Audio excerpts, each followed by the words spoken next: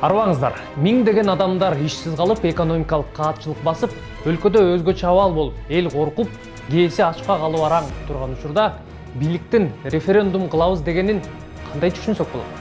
Жакынкы мүнөттөрдө ушул теманы талкуулайбыз, алыстабай туруңуздар.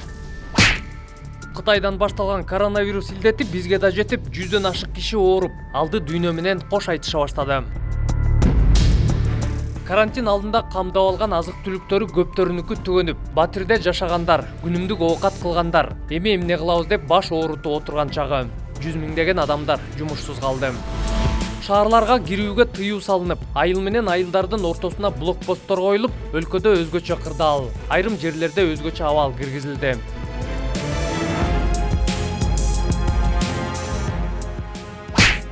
Экономика артка кетип, аламат басып, өлкө кыйын кырдаалда турганда, биздикилер шайтан оюндарын башташты. Парламенттин расмий сайтына 1-апрелден тартып кызыктуу мыйзам коомдук талкууга чыкты.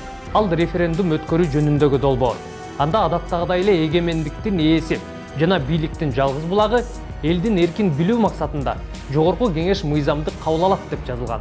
Анда бир эле суроо коюлган: мамлекеттик башкаруунун кайсы формасын колдойсуз деген, президенттикпи же парламенттикпи? Бул мыйзам долбоорунун 4-беренесинде 3-июлдан тартып күчүнө кирет деп жазылган. Байкадыңар да, адамдар өлүп атабы, ооруп атабы, ачка калдыбы, баары бир. Бирөөгө аламат заман, бирине бийлик, мансап.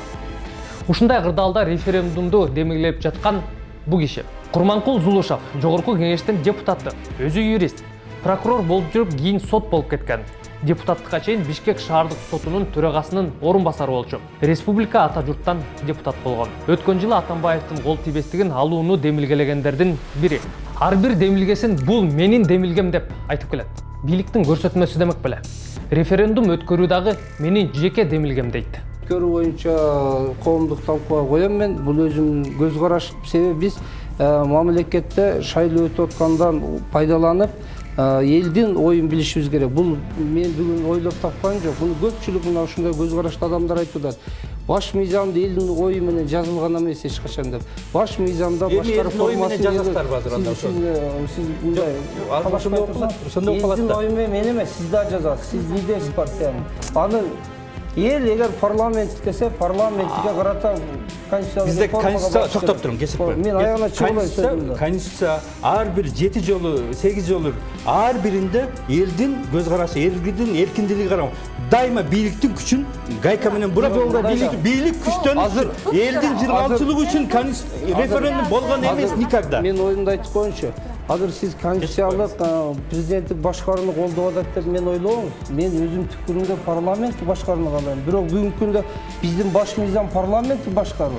Бул жерде Алтынбек Сулайманов туура айтып жатат го дейм. Референдум дайым бийликтин күчү менен өтүп келген.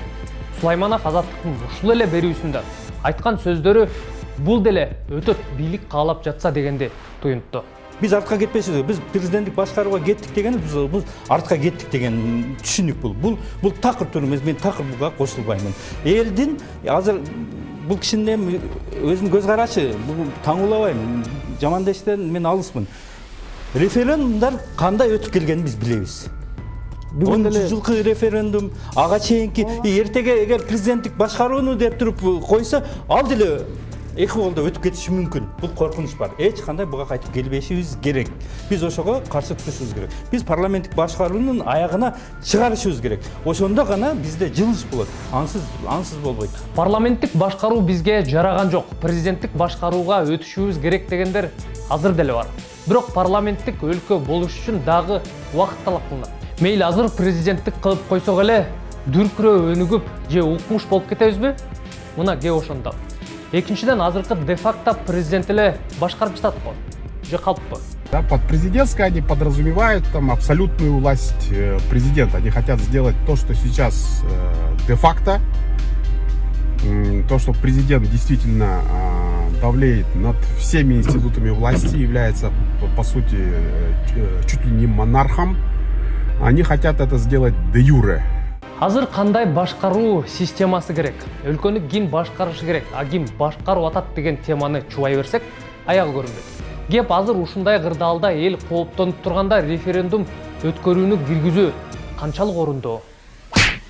Эле эмес мамлекет алапайын таппай отурган учурда бийликти бекемдөө деген бул биринчиден адамдык касиетке деле жатпаса керек.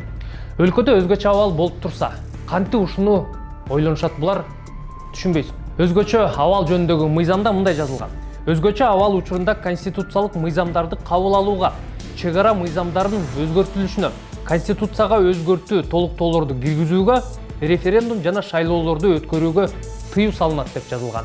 Албетте азыр референдум өткөрө коелу деген жер жок. Ошентсе да бул демилге азыр эле эмес, деги эле орунсуз. Президенттик башкаруунун айынан бир киши бийликти мыкчып алып, үй бүлөлүк пландык режим орноп, эки жолу революция болгонун унута элекпиз го. Мына азыр айтып атышат, кандидаттар кээ бирлери айтып атышат. Биз президенттик бийликти кайрап келебиз дейт. Ал болбойт туугандар. Аны өткөнбүз биз. Диктатурага кайра жол жок. Кайра ал жака жол бербейбиз туугандар кайра келгенге. Эч качан бербейбиз. Биз президенттик кылып алып, элди эмес, өзүнүн үй бүлөсүн башкарганын көргөнбүз. Азыркындай коом керек бизге, ачык коом керек. Шептеле кезинде айтыптыр го, кландык башкарууга жол берилбейт деп. Эгер бул жолу референдум өткөрсө анда бул сөз да башка сөздөрүндөй эле бир тыйынга тете болуп калат. Эми Зулушев өзүм демилгелеп атам деп жатат. Бул боюнча эмне дээр экен, мамлекет башчы тарапка кулак түрү туралы. Аман туруңуздар.